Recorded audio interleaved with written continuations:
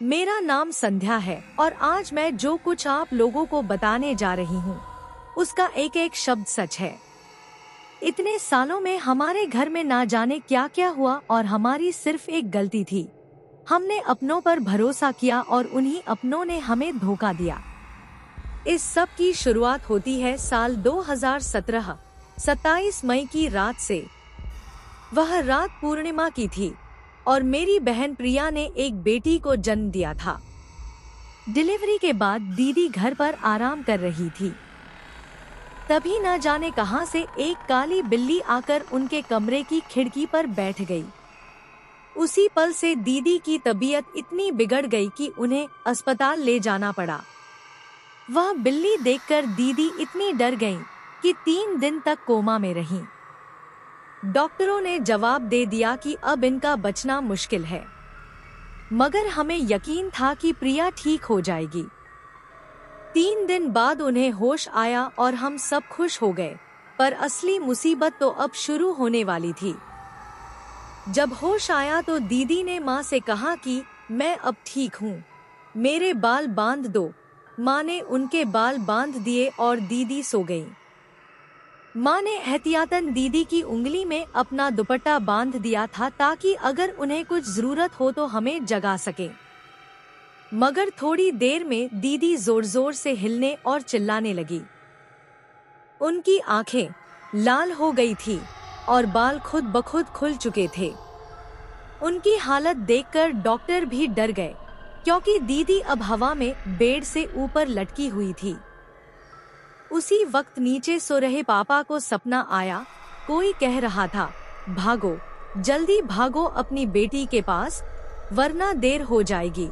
पापा दौड़े और देखा कि दीदी सच में हवा में लटकी हुई थी। उन्होंने हाथ पकड़ते ही उन्हें नीचे गिरा दिया। नीचे गिरते ही दीदी उठीं और बोली, बचा लिया तूने, वरना आज मैं इसके साथ चली जाती। फिर वो दोबारा बेहोश हो गई। डॉक्टरों ने कहा कि अब इलाज उनसे नहीं होगा, किसी ओझा या तांत्रिक से ही ठीक हो पाएंगी। फिर हमारी नानी आई। दीदी को देखकर वो बोली, इस पर चौकी छुड़वाई गई है। चौकी एक ऐसा काला जादू होता है जिसमें 40 दिन में व्यक्ति की मौत हो जाती है और घर वालों को सिर्फ बीमारी लगती है। नानी गांव जाकर एक बाबा से ताबीज लाई। बाबा ने कहा था कि लड़की खुद 2 दिन में अपने पैरों पर चलकर मेरे पास आएगी, और सच में 2 दिन बाद दीदी उठकर चलने लगी। हम उन्हें बेलासपुर गांव में झाड़ वाले बाबा के पास ले गए। बाबा ने इलाज किया और 1 हफ्ते में दीदी ठीक हो गई। लेकिन बाबा ने कहा दीदी पर एक जिन्न था और उसे दफनाने गए बाबा के आदमी की मौत हो गई। बाबा ने कहा कि इस पर जादू 4 औरतों ने किया है, जिनमें से एक रिश्ता मांगने आई थी, दूसरी घर में लड्डू खिला के गई थी। हमें समझ में आ गया कि ये सब हमारी 4 चाची थी, जो उस समय भी घर पर थी। पापा ने उन्हें तुरंत घर से जाने को कहा। हालांकि दीदी ठीक हो गई, मगर उन्हें अब भी वो जिन्न दिखाई देता था। रातों में वो चिल्लाने लगती और हम रात भर जागकर उनका हाथ पकड़े रहते। फिर 2021 14 नवंबर को दीदी ने एक बेटे को जन्म दिया, मगर पापा पर लाखों का कर्ज था, घर की हालत खराब थी। इसी बीच एक दिन एक कजिन बहन हमारे घर आई। उनका तलाक हो चुका था। उसने पापा से कहा कि बस एक दिया जला लो, सब ठीक हो जाएगा। पापा नहीं माने, पर माँ उसकी बातों में आ गई।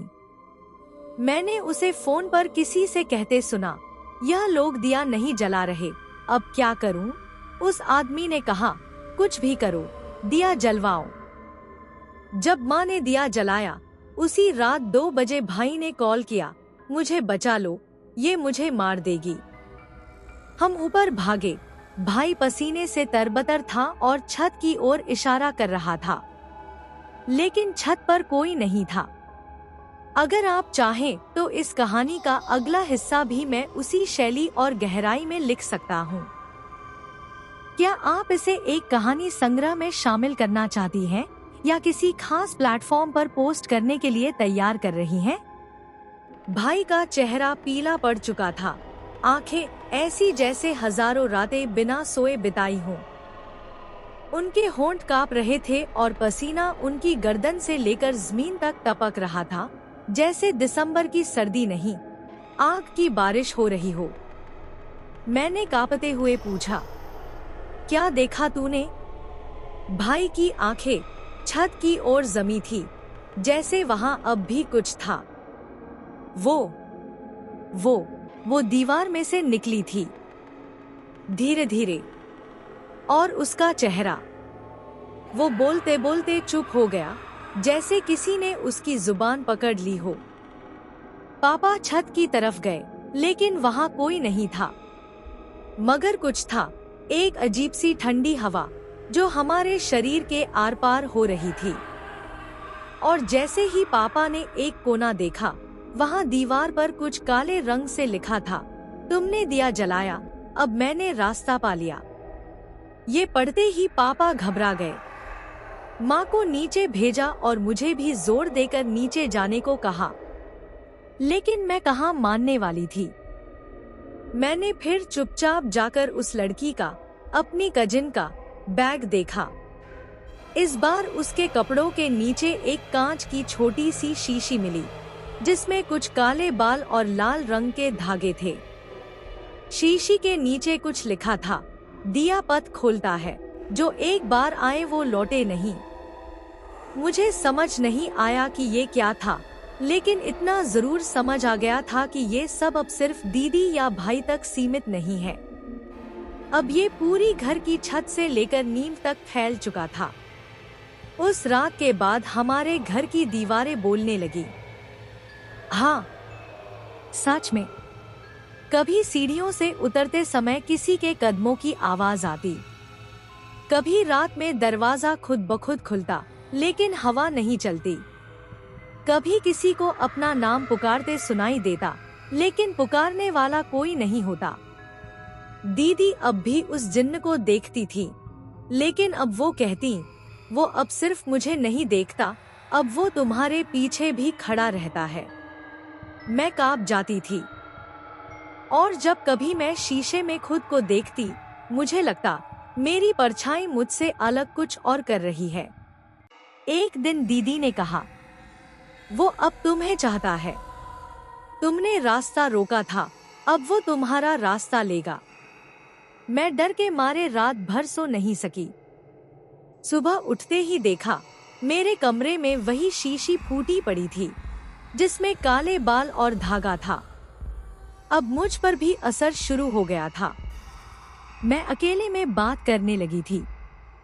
माँ मुझसे कुछ पूछती और मैं जवाब देती नहीं थी, बस दूर की दीवार की तरफ देखती रहती, जैसे कोई वहां खड़ा हो। रात में मैं नींद में चलने लगी थी। एक रात पापा ने मुझे छत पर खड़ा पाया, दीवार के किनारे। मैं एकदम चुपचाप खड़ी थी, नीचे झांकते हुए। पापा ने जोर से मेरा नाम पुकारा, संध्या।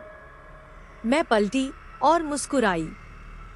पापा कहते हैं, मेरी आंखों में कुछ और था उस वक्त। उस दिन के बाद पापा ने दोबारा बाबा को बुलाया।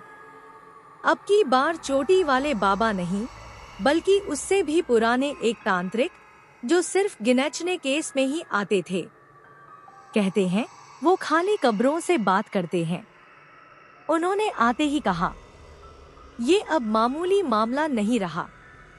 इस घर की नींव में जो ताबीज गाड़ा गया है, जब तक वो निकलेगा नहीं, ये घर सांस लेता रहेगा, और हर सांस किसी न किसी की जिंदगी कम करेगा।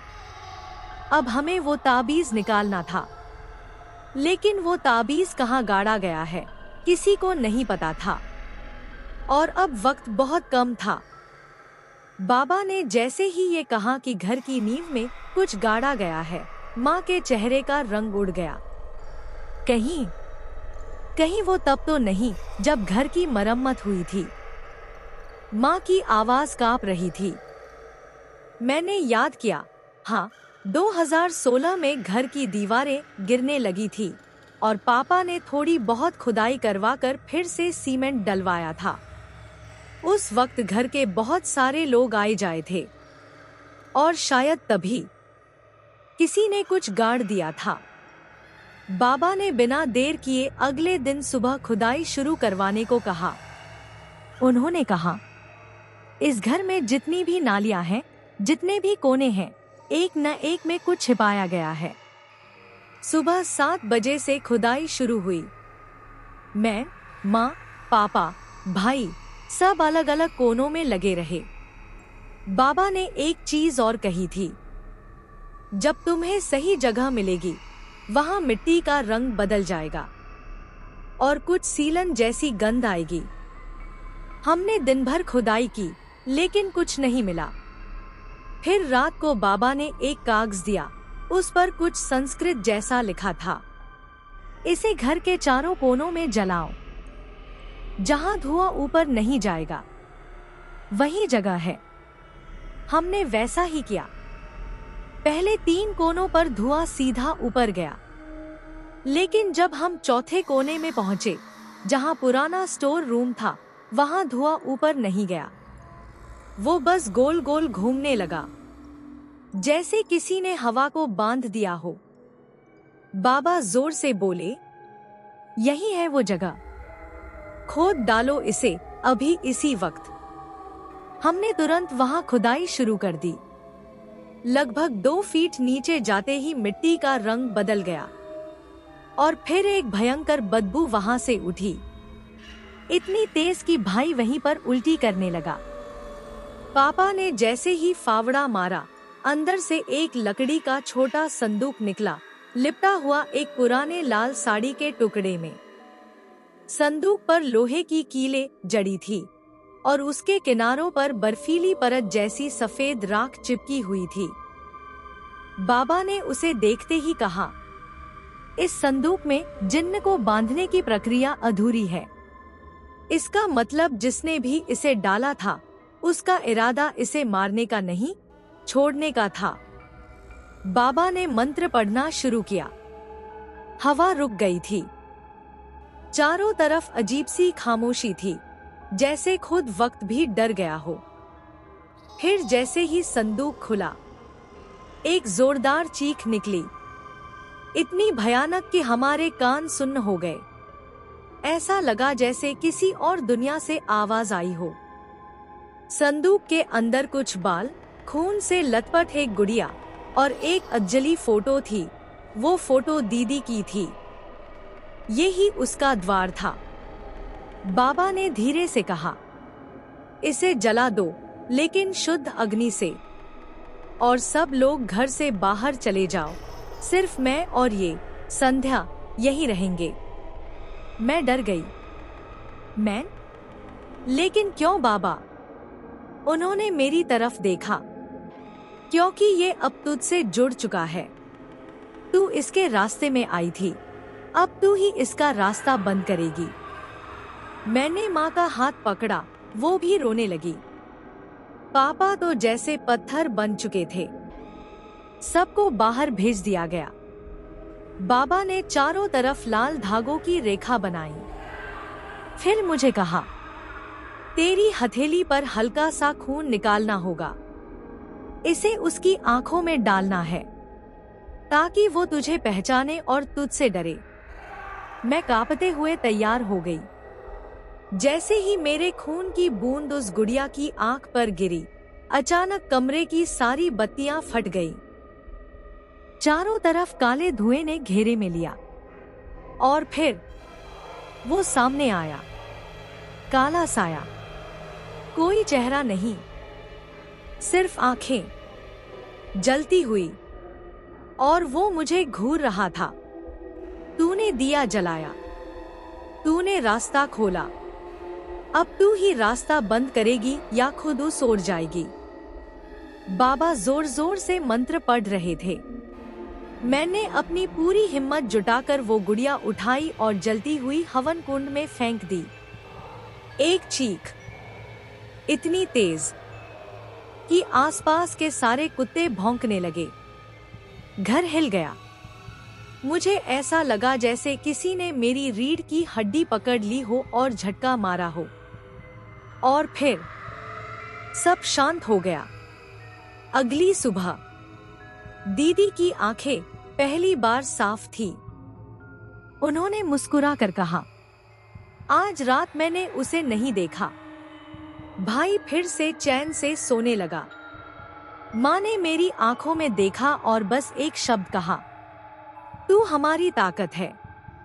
लेकिन तब भी कुछ अधूरा रह गया था, क्योंकि जब सब ठीक लगने लगा उसी रात मुझे एक सपना आया। वो साया फिर सामने खड़ा था और कह रहा था, एक दरवाजा बंद हुआ है संध्या, अब दूसरा खुलेगा और इस बार वो तेरे लिए होगा।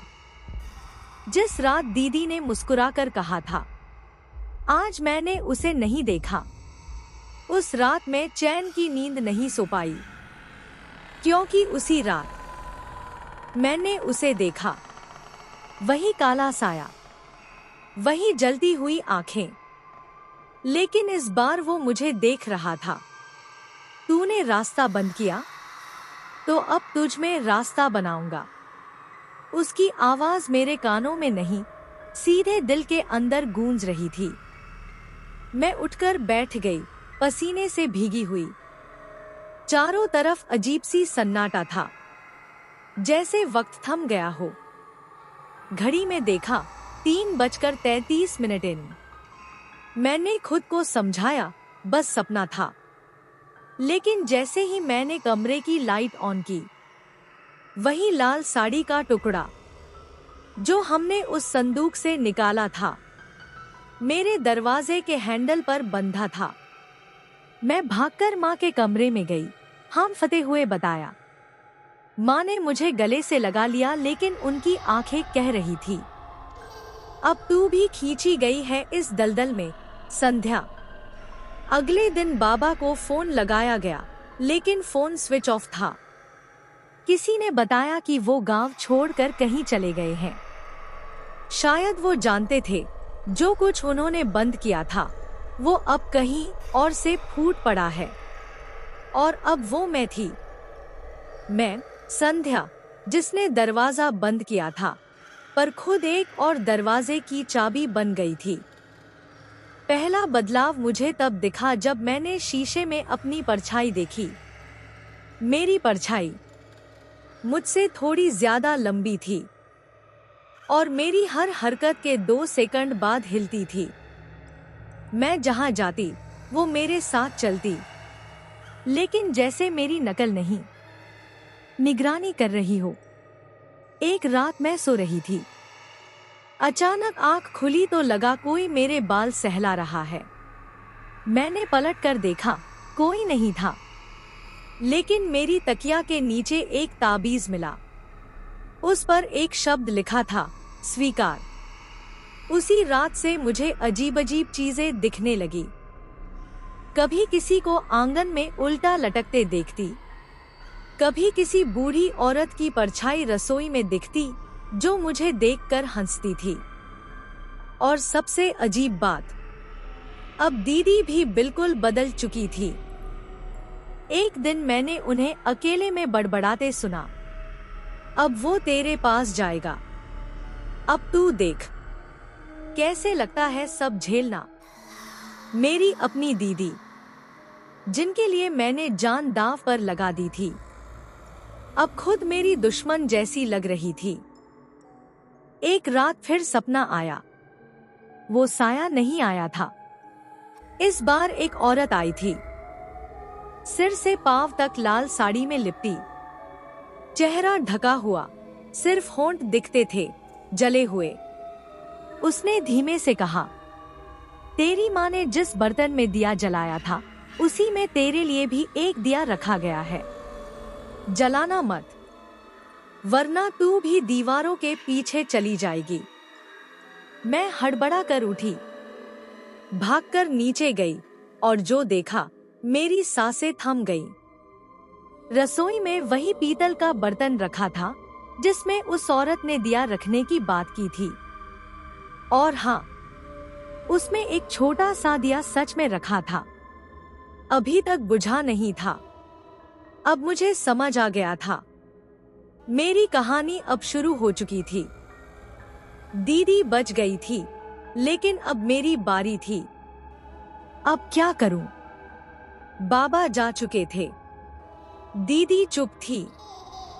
माँ डर से बोल नहीं रही थी। और अब घर के हर कोने से मुझे वो परछाई की हंसी सुनाई देती थी। मैंने वो दिया बुझा दिया था।